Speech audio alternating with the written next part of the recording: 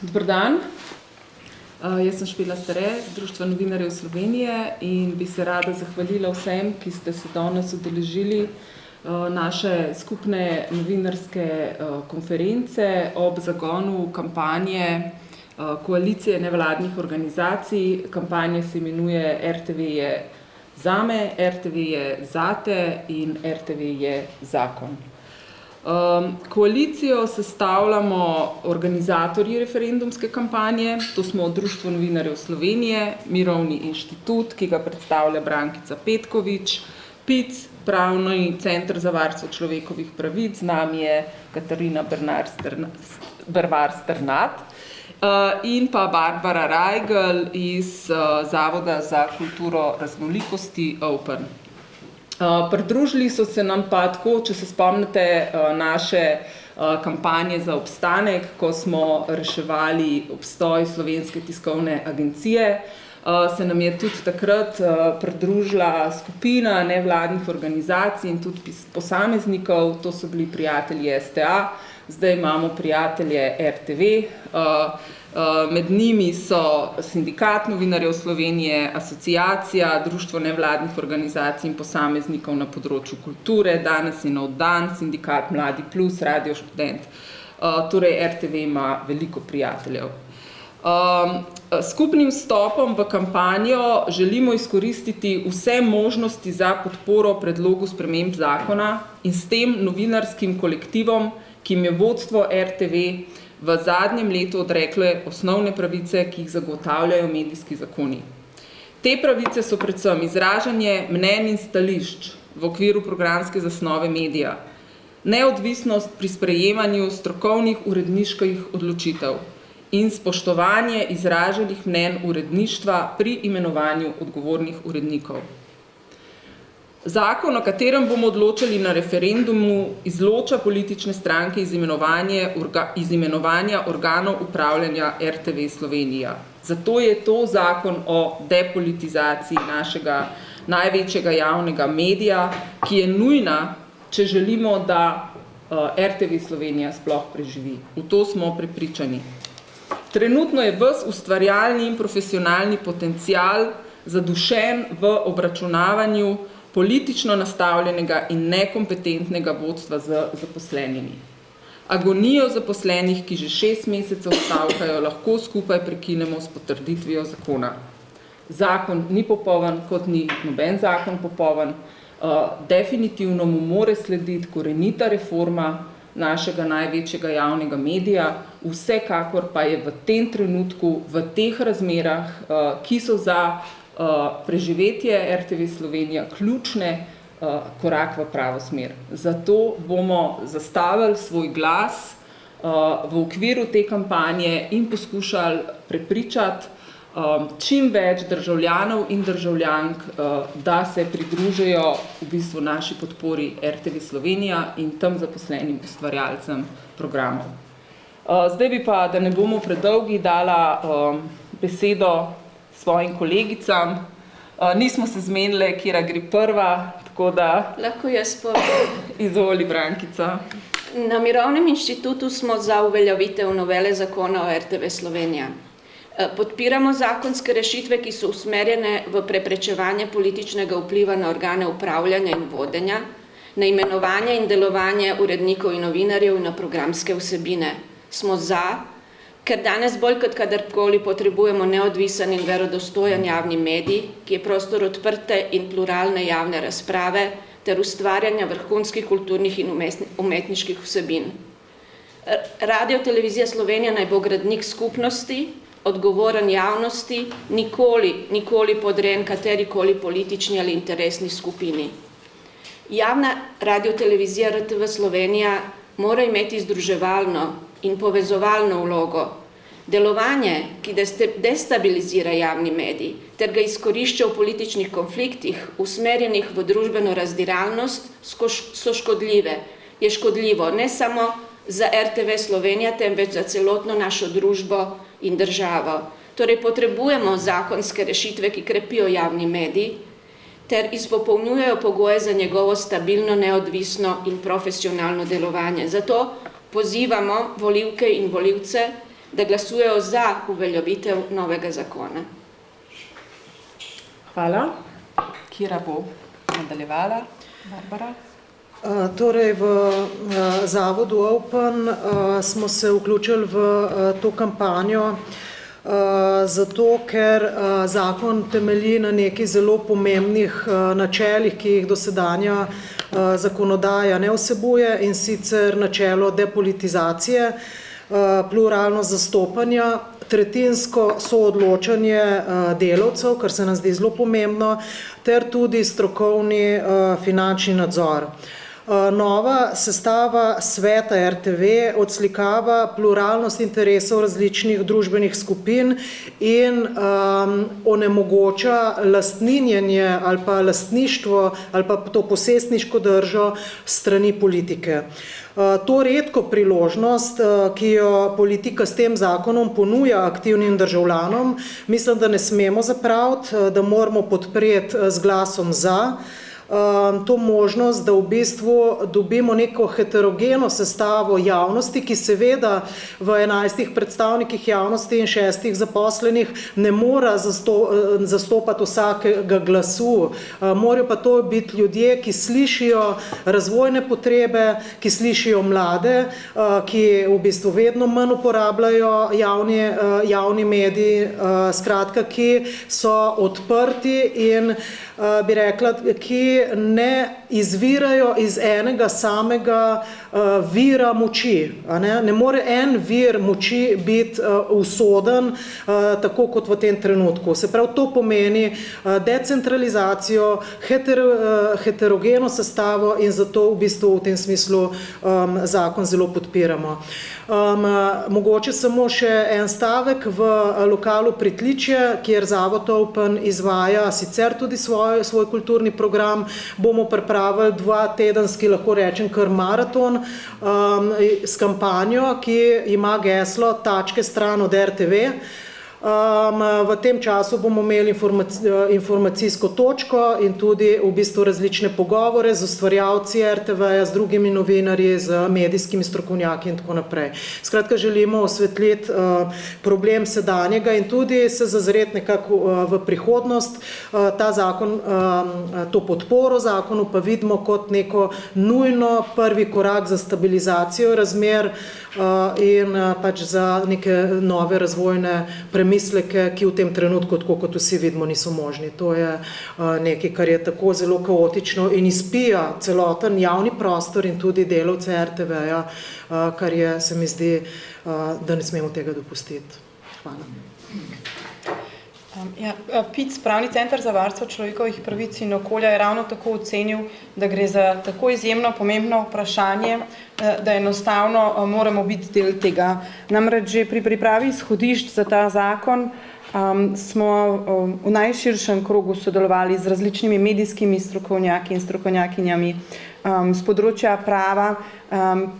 Povprašali smo seveda tudi novinarje in novinarke same in zaposlene na RTV, kar pomeni, da želimo v bistvu, da ta zakon odslikava v največji meri seveda tudi vsa ta znanja, izkušnje in potrebe.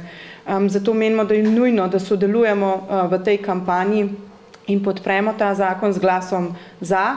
Prav tako pa, da tekom kampanje poskušamo odgovoriti na čim več morebitnih vprašanj volivk in volivcev, ker gre za, bom rekla, zahtevno leto, kar se tiče odločitev. Tokrat imamo 3 referendumska vprašanja in gotovo imajo volivci in volivke mnogo vprašanj in tukaj smo seveda, da pomagamo odpraviti kakršnekoli dileme. S tem seveda smo pa tudi prispevali k pogostim vprašanjem oziroma odgovorom na ta vprašanja.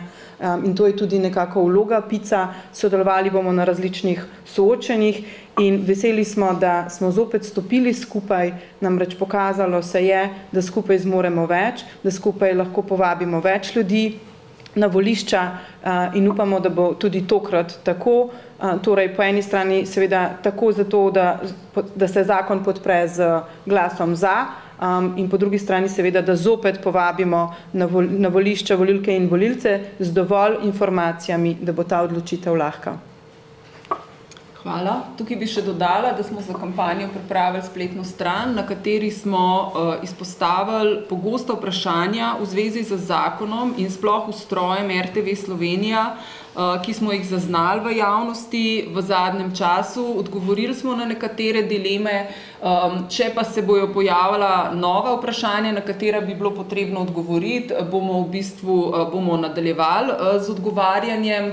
Tako da tudi, če želite, nam lahko na elektronske naslove katerekoli od organizacij tudi pošljete vprašanje, pa bomo poskušali na nje odgovarjati. Jaz bi mogoče na tem mestu dala besedo še organizacijam, ki so prijateljice te naše kampanje, med drugim Asociacija Društvo nevladnih organizacij in posameznikov na področju kulture. Živijo, tukaj je Valentina Rajakovič. Mi smo nekako bolj organizacije, ki podpiramo, novinarske organizacije ali pa tiste z področja človekovih pravic. RTV je pa tudi največja kulturna ustanova in samostojni ustvarjalci, kulturni ustvarjalci ste pa tudi v veliki meri eksistenčno odvisni od dobre kondicije RTV Slovenija. Tako da izvoli. Ja, lepo pozdravljeni. V asociaciji se v celoti pridružujemo tem vsem stališčem, ki so jih pred mano podale kolegice. Na tem mestu pa bi kot društvo nevladnih organizacij in posameznikov na področju kulture predvsem radi poudarili pomen javne RTV ravno za to področje. Kot veste, javna RTV osrednji največji javni zavod na področju kulture, ključen in pomemben je za ustvarjanje, za razširjanje, za vrednotenje kulture v našem prostoru, pa naj bo ta ljubiteljska, manjšinska, nevladna ali institucionalna. In kot takšen močno oblikuje, kdo smo, v kakšni družbi živimo, kaj so naše vrednote in na vse zadnje, kako govorimo. V občilih se prostor za kulturo zadnje čase izrazito krči, kultura je pod napadom tako tudi na javni RTV in zato je nujno, da javno RTV obranimo in ohranimo kot prostor, preko katerega se lahko vse skupine.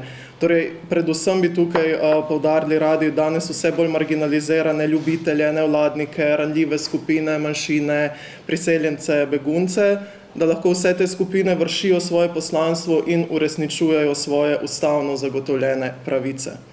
Še vedno ima javna RTV možnost, da ostane ena pomembnejših izobraževalnih institucij v državi, vendar bo zato potreben ravno na referendumu in samo na ta način lahko zagotovimo, da bo RTV postala zgled najvišjih in kakovostnih etičnih standardov novinarskega in drugih medijskih poklicev.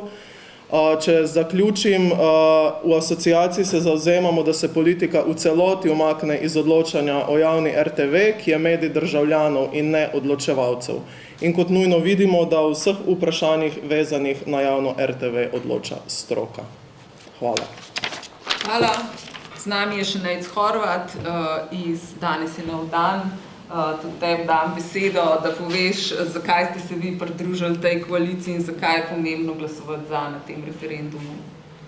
Ja, ker je RTV Slovenija naš najpomembnejši javni medij pod novim vodstvom, ki je bilo nastavljeno v času prejšnje vlade, začelo delovati, kadrovati, urednikovati in poročati netransparentno, na podlagi političnih in ne strokovnih kriterijev smo se na danes je nov dan odločili, da se pridružimo referendumski kampanji in pozivamo čim večje število ljudi, da 27. novembra grejo dati svoj glas za prihodnost tega javnega medija, za neodvisnost tega javnega medija.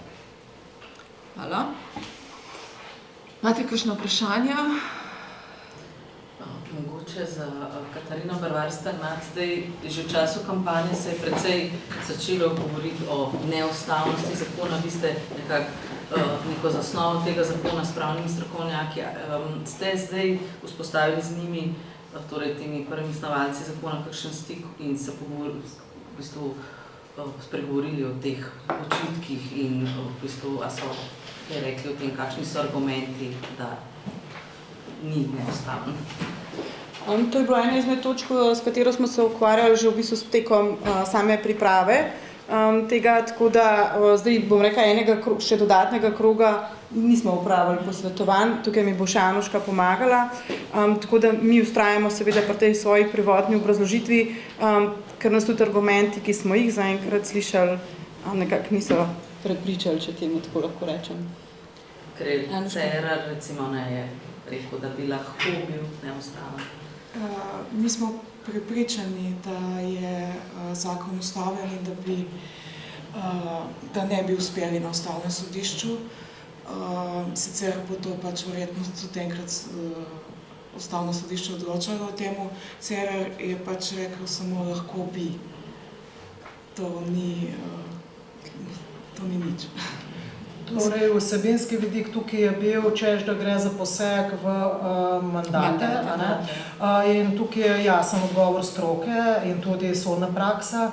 Če obstaja javni interes, da se v mandate poseže, je v bistvu to ustavno skladno, ker sicer ne bi bilo možno nobenega zakona v tem smislu spremeniti, ker na tem področju pač upravljanja, ali SDH ali karkoli, ker vedno, ko se neka sprememba strukturna zgodi, pride do nekega prenehanja mandata. Tako da tukaj je javni interes zelo močen in to ni prenehanje mandatov teh obstoječih, ampak je javni interes v tem, da se spremeni struktura upravljanja, tako kot smo rekli, v bistvu mi potrebujemo demokratizacijo upravljanja na vseh področjih.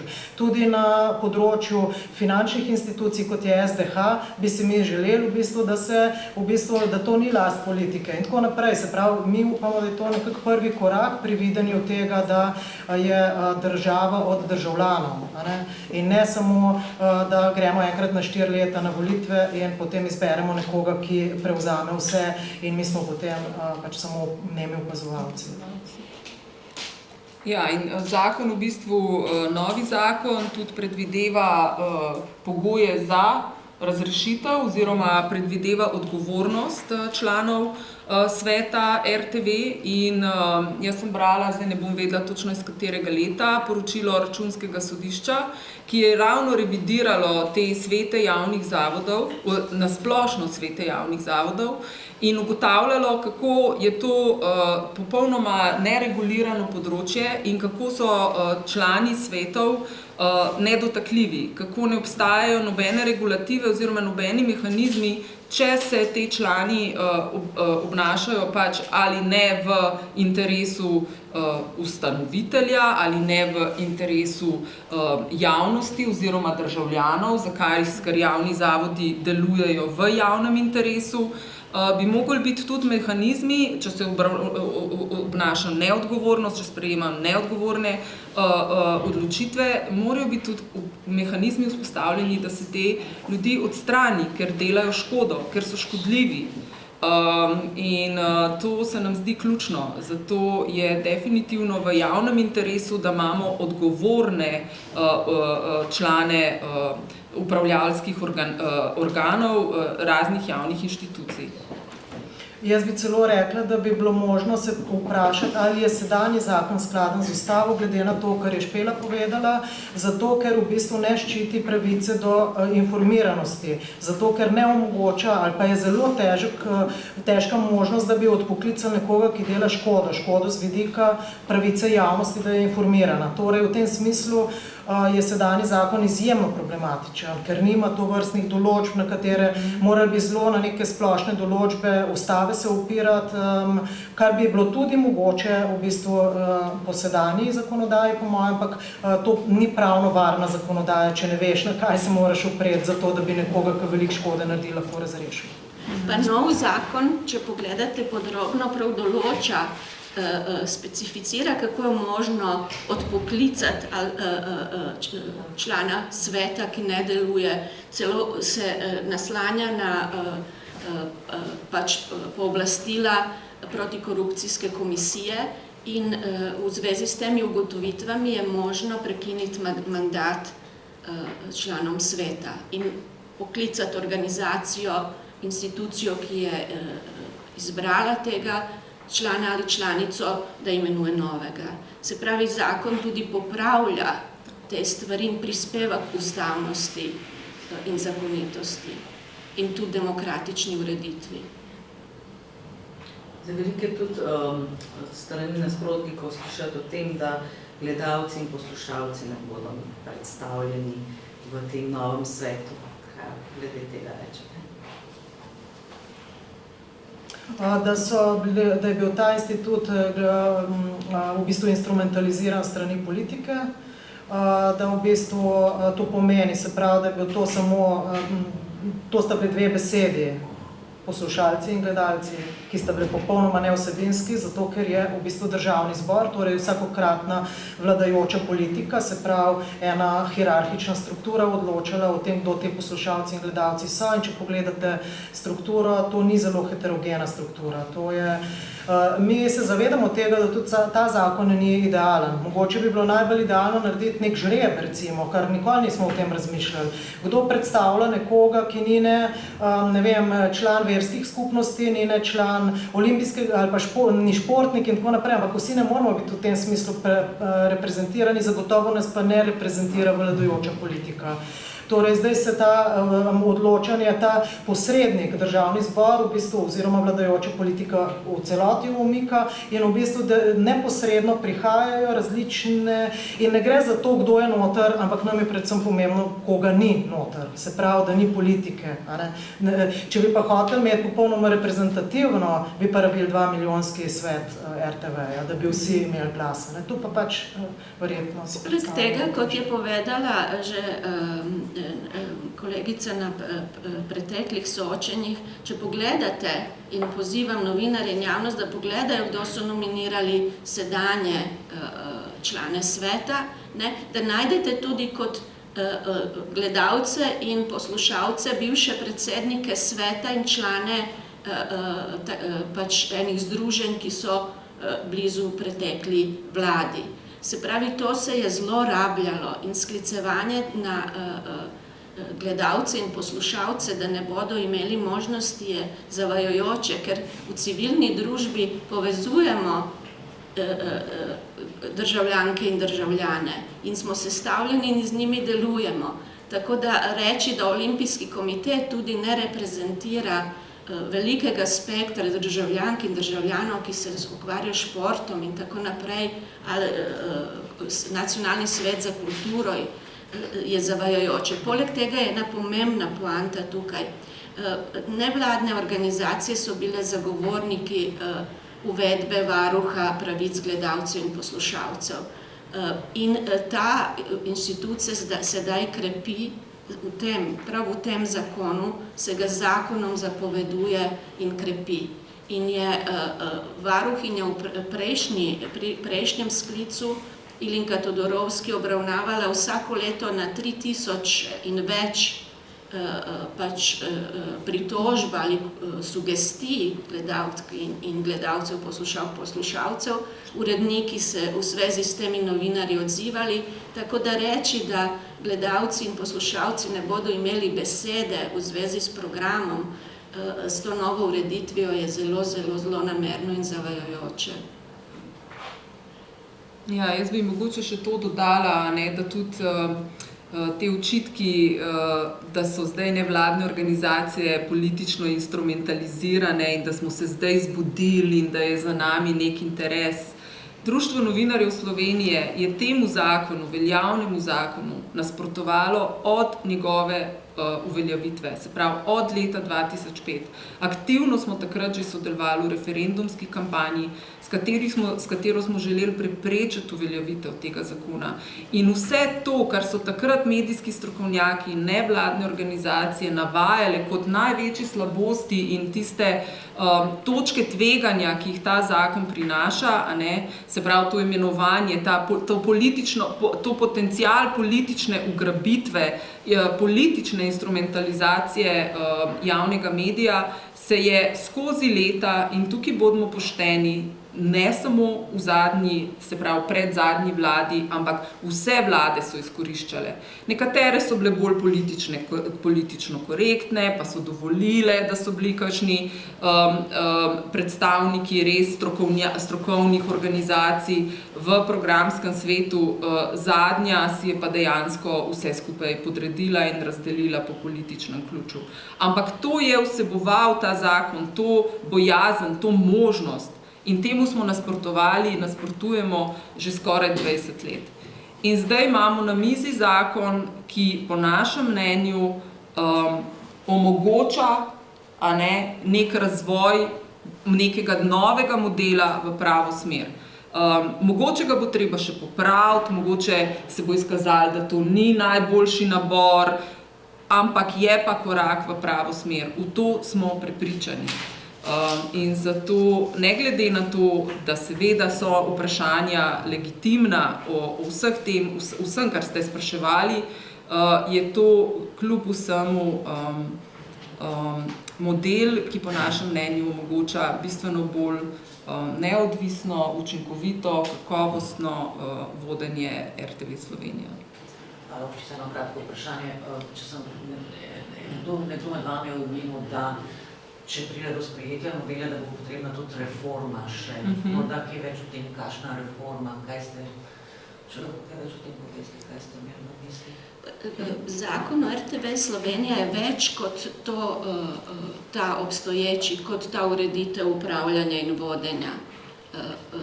Obstaja še niz določil, ki jih je potrebno pogledati zlasti v luči, ta zakon, ki velja je iz leta 2005. V luči novih medijev, položaja spletnega dela produkcije RTV Slovenija, mnogih drugih dimenzij, ki jih je potrebno premisliti na novo urediti, skladno s sodobnimi razvoji medijev in razmerami, tudi nasloviti razmerja znotraj RTV Slovenija, ki so velikokrat predmet strokovnih in notranjih razprav. Nasploh je pa medijska zakonodaja, ker imamo še zakon o medijih, zelo obsežen, ravno iz tistega obdobja, še iz 2001, potem reformiran 2006 do neke mere, spet zastarel. Zato govorimo o celoviti reformi in pričakujemo od te vlade, da se tega loti.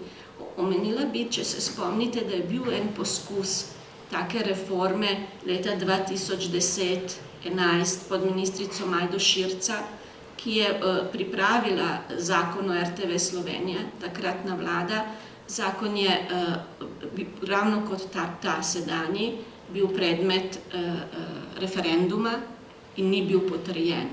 Takratno ministrstvo je pripravilo tudi novi zakon o medijih, ki tudi še v parlament ni uspel priti za potrditev, ker se je vlada razpadla. Se pravi, nekaj poskusov je neuspešnih bilo, to so zelo težke politične teme, ki včasih razkoljejo že same koalicije. Veliko je zunanjih pritiskov interesnih sfer, operaterjev, izdajateljev medijev, lokalnih skupnosti v zvezi z položajem medijev posebnega pomena lokalnih in sofinanciranja. Veliko je tem in dosedanje vlade so se težko lotevale takih globokih, kot jih mi zahtevamo reform. In upamo, da ta vlada bo to uresničila. Korak, kot je ta, je nujen prvi korak, ker grozi uničenje in popolna politična ugrabitev in zloraba najpomembnejšega javnega medija, ki je zato, kar vam opisujem, steber. Javna radiotelevizija kot delodajalec, kot producent, kot zgled profesionalnih, produkcijskih, novinarskih standardov, mora biti neodvisna, profesionalna, sicer je in medijska reforma in demokracija ogrožena. Če lahko samo še, mi menimo, da je sprejem tega zakona v bistvu nek nujen predpogoj, da se sploh lahko začne ena zelo široka javna razprava o tej koreniti spremembi medijske zakonodaje. A ne to, ker je politika tako globoko noter v samem RTV-ju, je nemogoče govoriti o neki odprti javni razpravi, v kateri lahko sodelujejo zaposleni, novinarji in tako naprej. Zato je nujno najprej sprejem tega zakona in na to pač v nekem doglednem času še celotne zakonodaje. Mogoče še vprašamo inštitut 8. marec, gre na pot za avtobusom, greste tudi vi, ali ne, pa raj ga je omenila, ne, da bodo imeli večer, kakšne skupne aktivnosti? Ja, znotraj kampanje bomo definitivno imeli aktivnosti, kot nam jih pač dopuščajo viri, kadrovski in drugi naših organizacij, konkretno Društvo novinarjev, bo imelo prihodnjo sredo debato, predvsem o dopisništvih na RTV Slovenija, o pomenu regionalnih centrov se bomo v Mariboru pogovarjali 24. novembra na festivalu naprej Forward.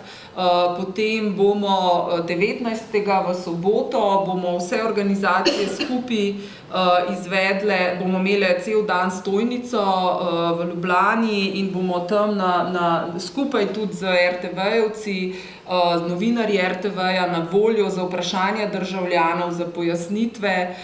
Sodelujemo, 8. marec je nekako tudi prijatelj RTV, tudi v tej naši koaliciji in so izrecno mi naročili, da naj danes povem, da sodelujemo pri aktivnostih.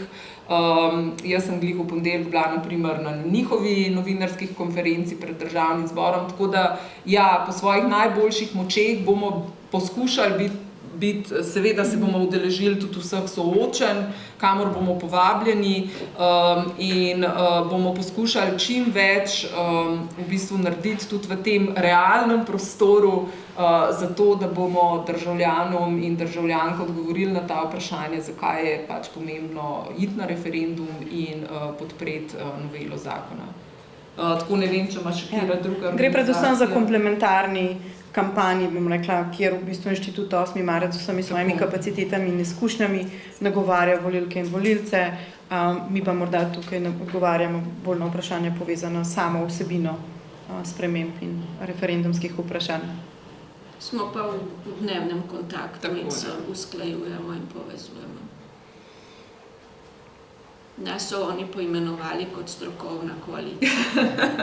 Tako. Ampak tudi mi bomo izvedli neke gverilske akcije, za katere vam pa še ne bomo zdaj povedali, kdaj bojo pa kje. Bomo počakali, ne, potem.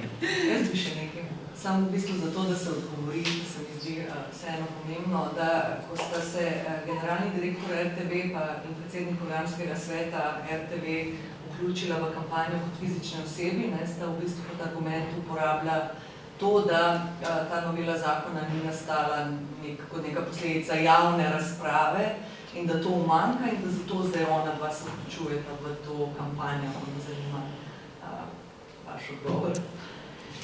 Vidite, da sta one dva na sceni šele kratek čas. Tako bom odgovorila, ker če bi bila one dva na sceni kaj daljši čas, bi vedela, koliko javne razprave je bilo na temo RTV-ja in vseh teh zakonov, in vseh teh sprememb in vseh teh modelov upravljanja že opravljenih. To je vse, kar bom lahko rekla.